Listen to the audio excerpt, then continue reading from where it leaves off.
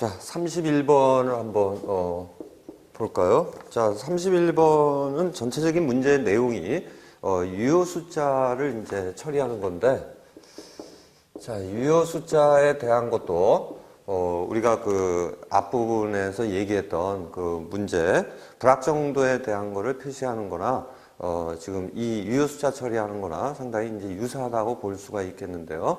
계산 방법은 좀 차이가 있지만은 측정 값에 대한 어떤 신뢰도를 높이는 데 있어서는 일단은 굉장히 그 중요한 사항이 되겠죠. 자, 그래서 이 유효 숫자를 우리가 처리하는 데 있어서 두 가지만 여러분들이 좀 숙지를 하면 되겠습니다. 자, 첫 번째는 이제 사칙 연산 관계에 있어서 더하기나 빼기. 자, 이 두 가지가 되겠는데요. 이런 더하기나 빼기에 대한 데이터들을 우리가 계산해 낼 때는 유효 숫자를 어디에서 어떻게 처리해야 되는지 그것만 정확하게 이해를 하시면 되겠습니다. 자, 이런 경우에 있어서는 우리가 아무래도 눈짐작으로 너무 자세히 한다고 해서 그 값이 신뢰도를 얻을 수 있는 건 아니겠죠? 네, 그래서 우리가 더하기나 빼기에 있어서는 소수점 이하 자릿수에 대한 것을 일단은 최소화시켜야 된다 이렇게 되겠죠.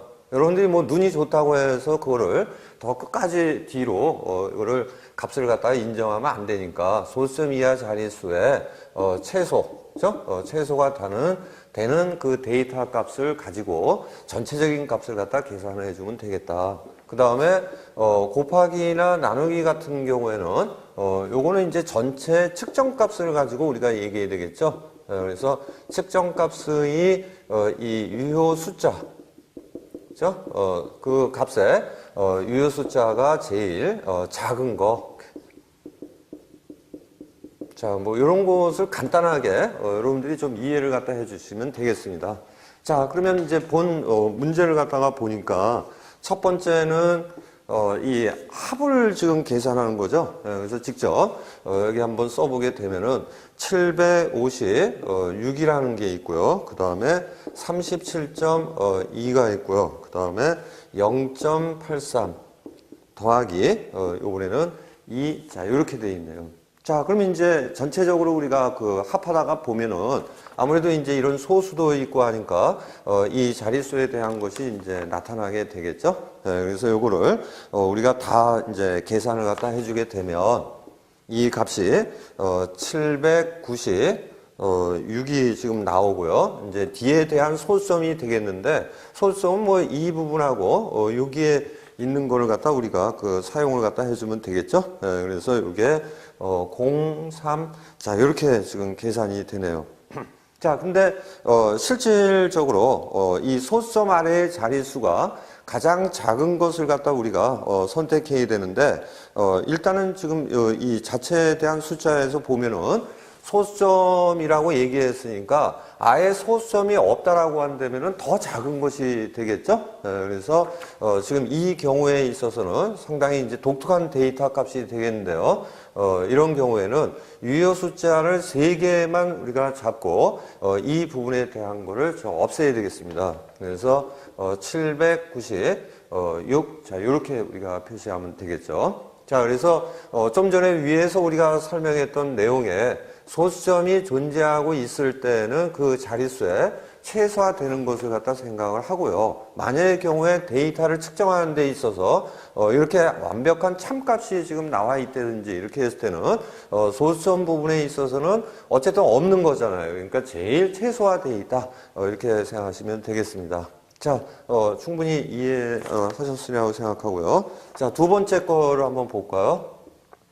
자, B번에 대한 걸 갖다가 보면은 0.0032 그 다음에 곱하기 350 6.3. 자, 이렇게 지금 곱셈이 지금 나왔습니다. 자, 역시 뭐 이것도 우리가 일일이 계산해야 되는데 일단은 이 자체에 대한 거를 갖다가 점검을 갖다 해보면은 0.00, 이 00은 지금 이 수치에 대한 자릿수를 지금 매기고 있는 거죠. 그러니까 실질적인 데이터에 대한 그 값은 여기에 존재하고 있는 거죠. 그죠? 그러니까 일단 이 자체에 대한 유효 숫자를 우리가 생각한다라고 하면은 지금 이 부분하고 요 부분, 요거에 대한 개수를 갖다 염두에 두고 있어야 되겠죠. 네, 그렇게 되면은 여기에는 두 개뿐이 지금 없다라고 봐야 되겠죠. 그다음에 이쪽 부분에 대한 거는 이게 다 존재하고 있죠. 그러니까 여기는 유효 숫자의 개수로 우리가 본다면은 네 개를 가지고 있다 이렇게 생각하면 되겠죠. 네, 그렇다면은 그 결과적으로 우리가 봤을 때 곱하기나 나누기에 대한 것들은 유효 숫자를 전체 측정값 전체에 대한 걸 우리가 생각했을 때 제일 작은 것을 선택한다 이렇게 했으니까 이 값을 계산하고 나면은 여러분들이 어떻게 처리되는지를 금방 감 잡을 수가 있겠죠. 네, 그래서 한번 실제 그 계산한 걸 보면 1.14 그다음에 016 자 이렇게 계산이 됩니다. 그래서 여기에서 우리가 해야 되는 것은 두 개로 지금 처리를 갖다 해야 되겠죠. 그래서 이거를 마무리 지면은 반올림할 수 있는 건 다 할 수 있는 거죠. 근데 이 두 개가 될 수 있는 거는 지금 이 부분뿐이 없네요. 그죠? 그러니까 뒤에는 너무 세부적으로 갔기 때문에 실제의 우리가 어떤 데이터를 처리해 나갈 때는 요거는 좀 더 불확실하다라고 이제 생각하는 거죠. 그래서 실제 값은 1.1로 처리해 주면 되겠습니다. 자, 그러면은 지금 뭐 C번 같은 경우는 이제 이 문자화되어 있는 이러한 값들이 있는데요. 요것도 우리가 기본적으로 유효 숫자를 적어서 이제 그죠? 정해 놓은 게 있죠. 그래서 C번 같은 경우에는 지금 5.620 곱하기 파이. 자, 이렇게 지금 되어 있습니다. 파이라는 것은 이제 원주율을 갖다 얘기하는 건데 보통 3.14 이렇게 우리가 처리하면 되겠죠. 그래서 여기에서 우리가 그 사용해야 되는 것은 이쪽 부분에 대한 거는 우리가 근사적으로 지금 끄는 거죠. 또 엄밀히 따지면 이거 무리수잖아요. 그죠? 그러니까 이 부분을 우리가 빼고 이쪽 데이터 값에 대한 걸 가지고 처리를 하면 되겠습니다. 자, 그러면 이제 곱하기가 되니까 이 5.620의 유효 숫자는 요거는 마지막 지금 그 자리를 맞추고 있는 거니까 요거 인정해야 되겠죠. 그러니까 이것은 4개가 된다 이렇게 되겠죠. 그러니까 여러분들이 이해할 수 있겠죠. 그 결과가 유효 숫자를 4개로 처리를 해줘야 된다 이렇게 되겠죠. 그 다음에 실제 계산할 때는 이 부분에 대한 거는 3.14를 이용을 해서 또 제공을 하겠죠. 이러한 그 값에 대해서는 그러면은 이거를 그냥 곱해서 처리를 갖다가 해주면 되겠습니다.